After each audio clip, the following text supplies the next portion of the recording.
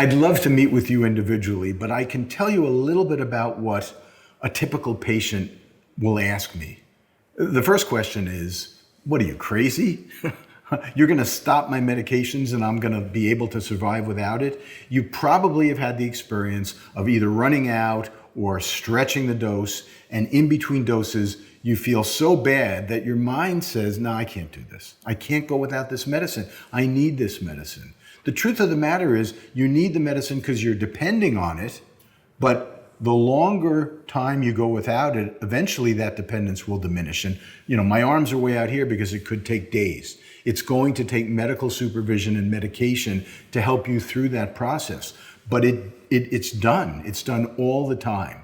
I love running a group of people who have chronic pain, as we do here in the Pointe Malibu. And there's people sitting next to other people, and they're sitting in the room on their second day saying, he's full of crap. He's not telling the truth. And here's Mrs. Jones, who's been there 3 weeks, who came in on a walker, and now she's power walking out on the beach.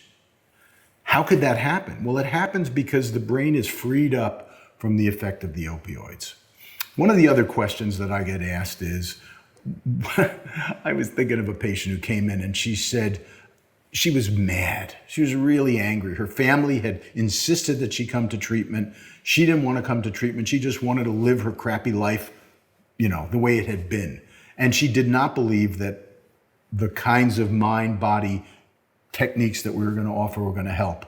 And she looked at my bookshelf, which is loaded with books, and she picked out a book and she said, I want to read that book. Can I borrow it? And I said, sure. Which book? She said, the book that says Medication for the Treatment of Chronic Pain. And I said, here's the book, but the name of the book is Meditation for the Treatment of Chronic Pain. Please read the book. Let's talk about it. The truth of the matter is these techniques are clinically effective. And, believe it or not, it's better if you believe it, by the way. People who believe this is going to work do way better than people who sit there arguing and muttering under their breath, this is a bunch of BS, just give me my drugs.